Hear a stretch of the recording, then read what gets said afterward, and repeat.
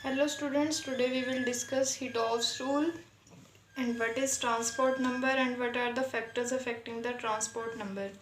देखिए what this rule says, the fall of concentration around any electrode is proportional to the speed of the ion moving away from it.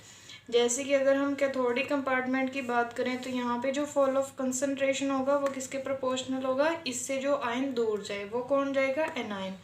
ऐसे ही anodic compartment में जो fall of concentration होगा वो किसके proportional होगा, जब cation इससे मूविंग अवे फ्रॉम हो।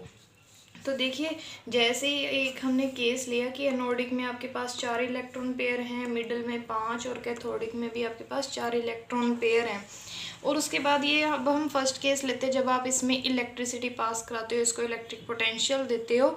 एक फर्स्ट केस जो हमने एज्यूम किया कि सिर्फ एनायंस ही मूव कर रहे हैं, और कहाँ से, फ्रॉम द कैथोडिक कंपार्टमेंट। जैसे ये 2 एनायन थे यहाँ पे, ये हमने सपोज किया है वो कहाँ पे जा रहे हैं, एनोड की तरफ। तो देखिए वो जो 2 एनायन हैं वो एनोडिक कंपार्टमेंट में जाके डिस्चार्ज होंगे, और जो ये 2 कैटायन यहाँ पे रहेंगे वो कैथोडिक कंपार्टमेंट में डिस्चार्ज होंगे।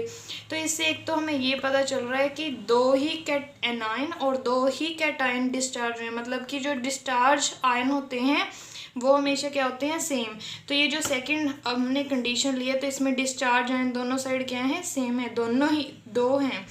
और दूसरा फॉल ऑफ कंसंट्रेशन कहाँ पे हुआ, कैथोडिक में। देखिए यहाँ पे तो 4 के 4 ही इलेक्ट्रॉन पेयर, यहाँ पे 5 के 5 ही हैं, और यहाँ पे कैथोड में आपके पास फॉल ऑफ कंसंट्रेशन हुआ है बाय 2, और किस में हुआ है, कैथोड में। और दूसरी चीज़ जो हमारा इस केस में करंट कैरी हुआ है वो किसकी वजह से हुआ है, वो सिर्फ एनायन की वजह से है, क्योंकि कैटायन ने एनायन ने ही मूव किया है ना एनोड की तरफ। कैटायन तो आपकी अपनी जगह पे है, तो कैटायन की वजह से आपका कोई भी करंट कैरी नहीं होगा।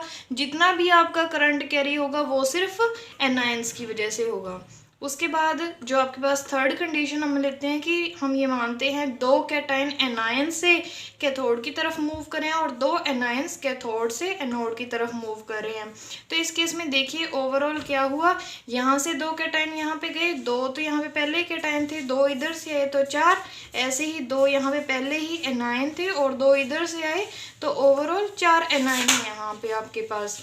तो इस तरह से दोनों ही साइड आपके पास 4 ही कैटायन और 4 ही एनायन डिस्चार्ज हुए। इस केस में भी सेम डिस्चार्ज आयन क्या है आपके पास, सेम, कितने हैं, और 4 बोथ साइड्स। और क्योंकि 2 कैटायन मूव किए, 2 एनायन सेम थे वो नंबर ऑफ कैटायन और एनायन, तो इस केस में बोथ साइड जो फॉल ऑफ कंसंट्रेशन है वो भी क्या होगा, सेम। यहाँ पे भी फॉल ऑफ कंसंट्रेशन बाय 2, यहाँ भी फॉल ऑफ कंसंट्रेशन बाय 2।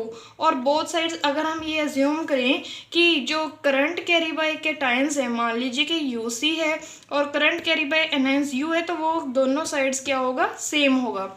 और लास्ट जो हम कंडीशन लेते हैं कि सपोज इस बार आपका सिर्फ एक एनायन मूव किया और 2 कैटायन यहाँ से एनोड से इसकी तरफ मूव किए हैं, तो इस बार भी देखिए डिस्चार्ज आयन दोनों साइड ही सेम है, 3 ही कैटायन और 3 ही एनायन। मतलब केस कोई भी हो, चाहे सिर्फ कैटायन मूव करें, सिर्फ एनायन मूव करें, बोथ मूव करें, एक मूव, एक एनायन 2 कैटायन, केस कोई भी हो, डिस्चार्ज आयन हमेशा सेम रहें, क्योंकि ओवरऑल न्यूट्रलिटी आपकी बरकरार रहती है। तो लेकिन इस केस में जो आपका करंट कैरी होगा वो ज़्यादा किसकी वजह से होगा, कैटायंस की वजह से, क्योंकि 2 कैटायन मूव किए हैं, इनकी मोबिलिटी की वजह से करंट कैरी जो ज़्यादा होगा। एनायन क्योंकि सिर्फ एक था तो इसकी वजह से यहाँ पे जो करंट कैरी होगा वो कम होगा। और दूसरा फॉल ऑफ कंसंट्रेशन यहाँ पे कम होगा, क्योंकि यहाँ पे देखिए 1 से फॉल हुआ है और यहाँ पे फॉल ऑफ कंसंट्रेशन बाय 2 है। इसी से जो हम ये करंट कैरी की बात करें, इसी से हमारे पास नेक्स्ट डेफिनेशन आती है, वो है ट्रांसपोर्ट नंबर। ये क्या कहती है, fraction of total current carried by an ion, कि एक जो आयन है वो अपने साथ कितना करंट का फ्रैक्शन लेके चलता है, उसको आप क्या कहते हो, ट्रांसपोर्ट नंबर या ट्रांसफेरेंस नंबर या फिर हिटॉफ्स नंबर। देखिए अभी हमने जो पीछे डायग्राम देखा था, डिवाइस देखा था, उसमें आपने ये देखा ना कि करंट कैरिड बाय कैटायन वो किसके प्रोपोर्शनल था, स्पीड ऑफ कैटायन। तो इस प्रोपोर्शनैलिटी को हटाने के लिए आपने क्या यूज़ किया, के यूसी। सो ऐसे ही current carried by anion is proportional to U A, speed of anion, which is equal to the proportionality को हटा के हमने दोबारा से के लिया, तो टोटल करंट दोनों का सम कर देंगे हम। तो जो ट्रांसपोर्ट नंबर ऑफ कैटायन की जो डेफिनेशन होगी वो क्या होगी, U C divide by total speed, और ऐसे ही एनायन के लिए जो ट्रांसपोर्ट नंबर होगा U A divide by U A plus U सी।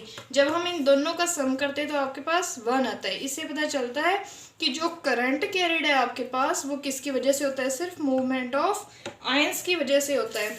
मतलब जितने भी वहाँ पे कैटायन या एनायन जो मूव करेंगे सिर्फ उनकी वजह से ही करंट में कॉन्ट्रीब्यूशन होता है।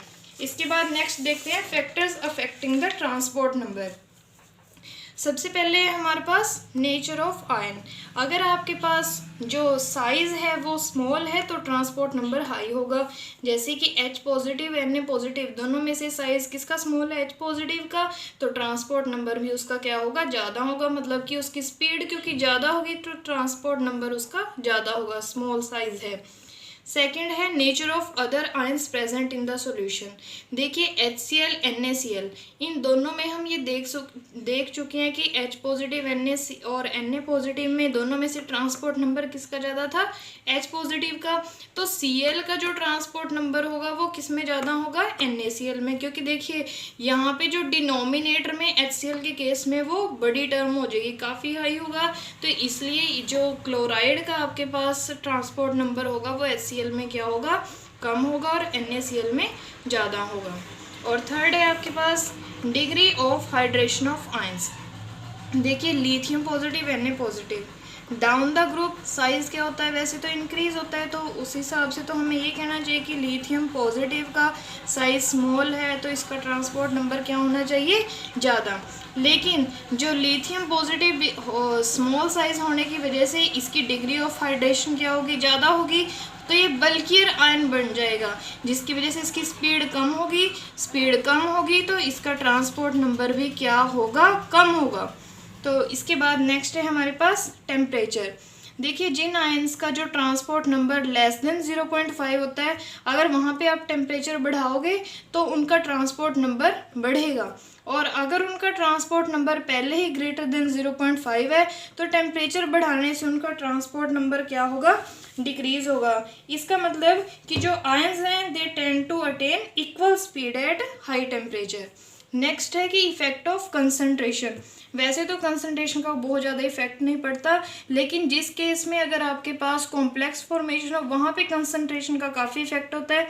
जैसे कि अगर हम कैडमियम आयोडाइड की बात करें, इस केस में अगर हम 0.005 मोलर से उसकी कंसंट्रेशन बढ़ा दें 0.025 मोलर, तो उस केस में आपके पास इस तरह से कैडमियम I4 नेगेटिव का कॉम्प्लेक्स फॉर्मेशन होता है।